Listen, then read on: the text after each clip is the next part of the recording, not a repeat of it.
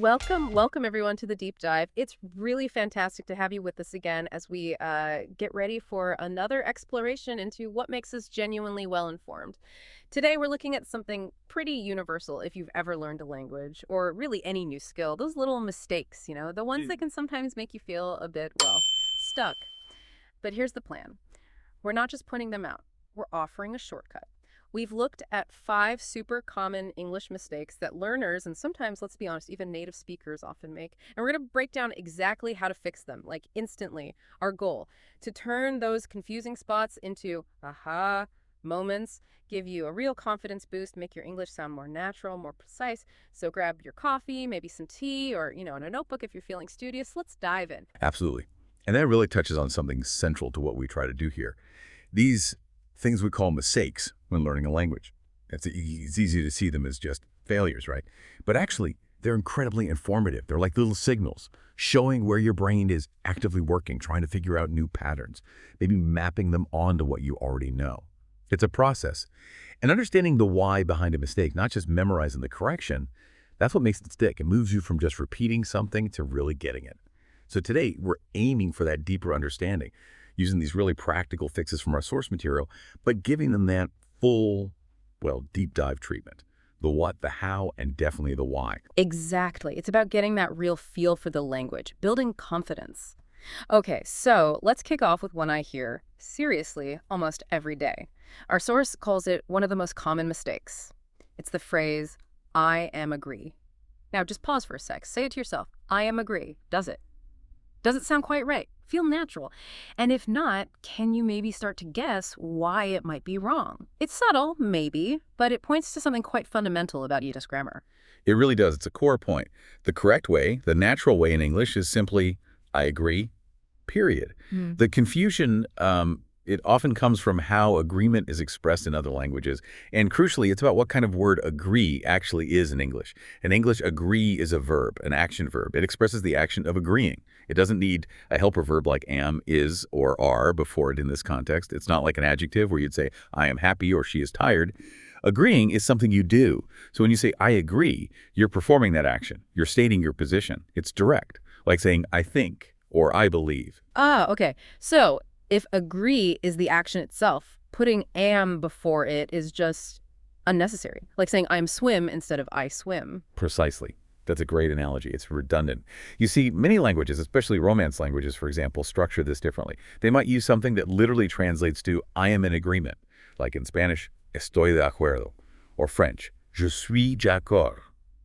German too, ich bin einverstanden. Again, I am in agreement. So if your first language, your L1, uses that kind of structure, it's totally logical to try and map that onto English. Your brain is just looking for a familiar pattern. But English, in this case, is more direct. The verb agree packs all that meaning into one word. Adding am just creates a grammatical clash. It signals that the speaker might be translating word for word rather than thinking within the English structure itself. Think about other states. We say, I am hungry, right? But many languages use a have structure, like I have hunger. Aku. English uses to be for feelings, age, these kinds of states. But for direct actions like agreeing, the action verb stands alone. Understanding that system is key. That makes so much sense. It's not just about the one word, it's about how English sets up these ideas differently, a conceptual shift. Okay, so to really cement this for you, our listener, agree is a verb. Use it directly. No am needed. Want to say you're on the same page as someone, just say, I agree with you. Simple, direct, correct. Or if it's an idea you like, I agree with that idea. Let's try it now, just mentally, or even say it loud.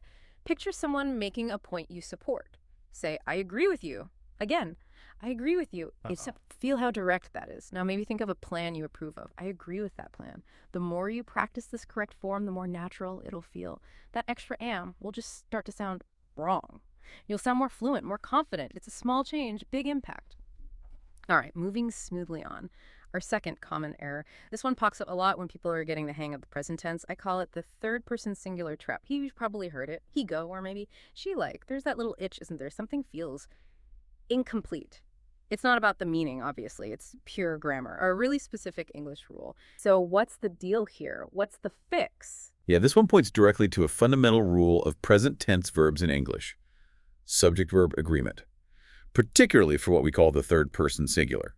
The correct version, as our source notes, is he goes to school. So here's the rule. In the simple present tense, if your subject is he, she, or it, those are the third-person singular pronouns, the main verb changes. You almost always have to add an S or an S to the end of the base form of the verb. So go becomes goes, like becomes likes, watch becomes watches, play becomes plays. It's a consistent pattern. Right, so it's not just go. It applies across the board for most verbs with he, she, or it in the present. Exactly. It's not just some weird quirk. It's fundamental to grammatical correctness in English. And actually, it helps with the rhythm and flow of the language, too. That little S or S, it seems small, but it does a job. English doesn't have loads of verb endings like some languages, say Latin or German. So this S helps signal who the subject is, especially in longer sentences. It marks the difference between I go, you go, we go, they go, and he goes, she goes, it goes. There's a clear distinction. Why do we even have it? Well, it's a historical thing. It's basically a leftover from Old English, which had much more complex verb endings. Most of them disappeared over time, but this third-person S stuck around. For learners, it's often tricky because, again, many other languages just don't do this. The verb might stay the same, whether it's I, you, or he doing the action in the present, so it's another classic case of language transfer, or L1 interference. You unconsciously apply the rules of your first language to English where they don't quite fit. It's not about logic, it's about different systems. That historical context is fascinating, and framing it as language transfer, not just a mistake, really helps understand the process. But yeah, in standard English, that S or S is non-negotiable for sounding right. Our source gives a super simple tip. Just add an S or ES to the verb in the present tense for he, she, it. Couldn't be clearer. So instead of she like pizza, you train yourself to think and say she likes pizza. Instead of he play football, it's he plays football. Let's do a quick practice again. Just say those corrected sentences. She likes pizza, he plays football. Maybe picture it. The more you consciously practice this, the more automatic it becomes. It'll start to sound right to your ear. And honestly, nailing this little detail makes your English sound much more polished, much more natural. It's a real fluency marker.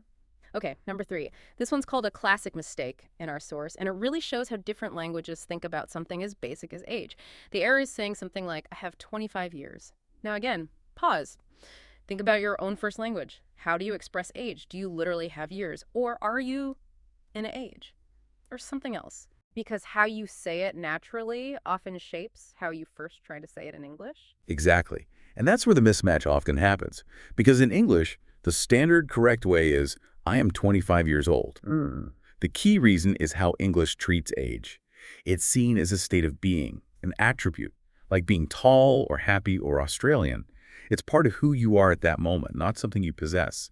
You are a certain age. You don't have a certain number of years in the same way you have a car or have a cold. This is very different from many, many other languages. French, Spanish, Italian, they all use a structure that translates to, I have X years, j'ai X ans, tengo seis años. So if you're coming from one of those language backgrounds, it's the most natural thing in the world to say, I have. It feels right based on your L1, the language transfer kicking in again. Your brain is using the blueprint it knows best. So it's totally logical from their perspective, just not how English works. Precisely. It's logical transfer. But English frames it differently. Age is a characteristic you are. It's like an adjective almost. So consistently using the to be structure, I am, she is, they are, for age immediately makes you sound more natural in English. It's one of those subtle markers. Hearing, I have 25 years, often signals to a native speaker, okay, this person might be translating directly. It doesn't impede understanding usually, but it affects the perception of fluency. Adopting the I am structure shows you're thinking in English about this concept. That's a great point. It's about adopting the English way of conceptualizing age, not just swapping words. Okay, so the rule, straight from the source, is super clear. We use the verb to be for age in English. That's it. Be, not have. Let's practice. Try saying, I am 20 years old, or about someone else. She is 30 years old. And now personalize it right now. Say your own age using the correct structure. I am your age years old. Go on, say it. The more you say it correctly, the more it replaces the old pattern. It'll become automatic. And it's another key step to sounding genuinely fluent in English. Okay, moving on to number 4. This one our source calls a grammar trap, and it catches a lot of people, even those who are pretty good with past tense. The mistake is saying something like, I didn't went. You can almost feel the clash there, right? That sort of double past feeling. It just sounds off. So what's going wrong, and what's the simple but really crucial rule that fixes it instantly? Yes, this is a very common hurdle, and the rule behind it is absolutely key for negatives and questions in the past tense in English. The correct form, as our source says, is I didn't go to the party.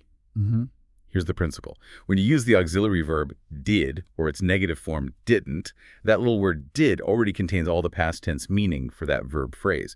Because did is doing the job of showing the past tense, the main verb that follows it always goes back to its simplest form, its base form, the infinitive without to.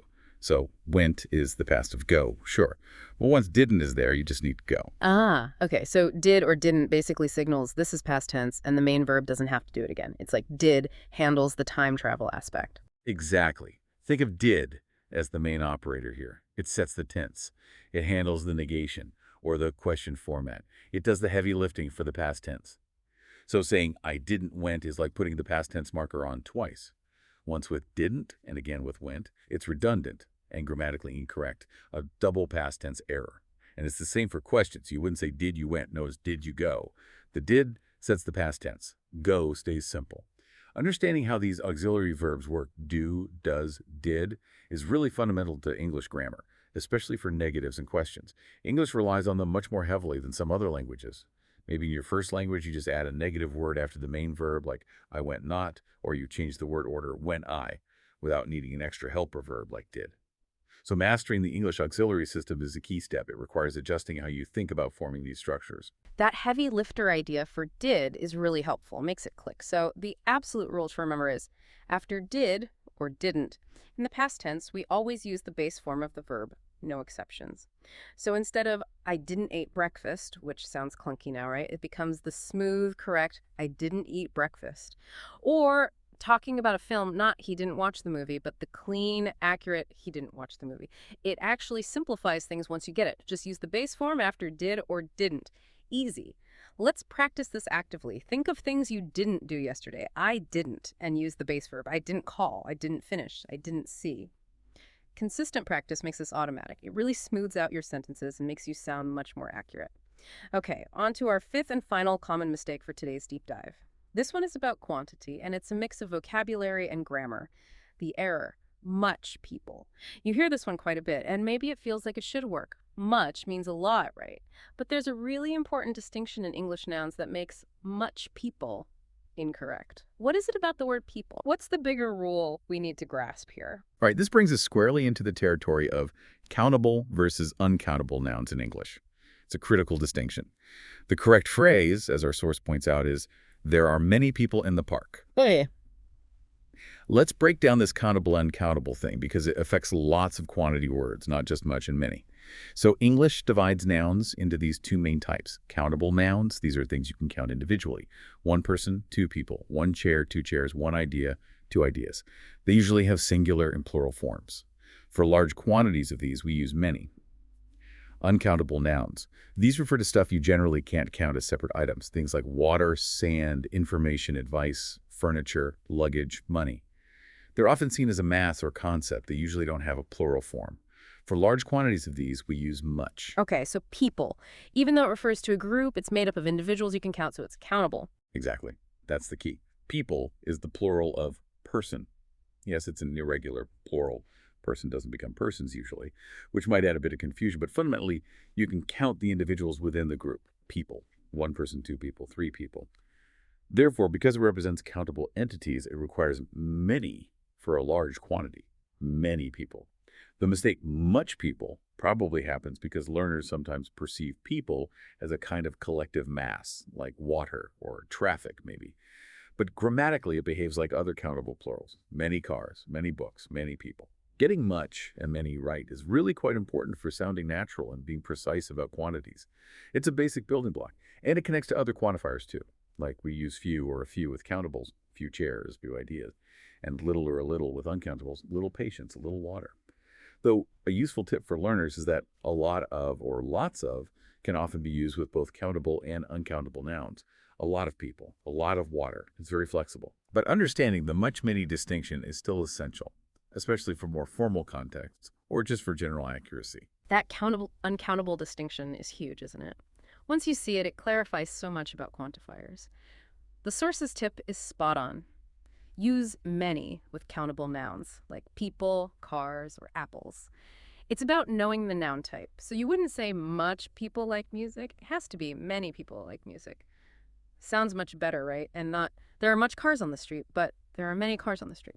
Okay, let's make this concrete for you. Think of some common nouns. Are they countable or uncountable? Books. Countable many books. Advice. Uncountable much advice or a lot of advice. Friends. Countable many friends. Try identifying a few more countable nouns right now and just mentally stick many in front of them.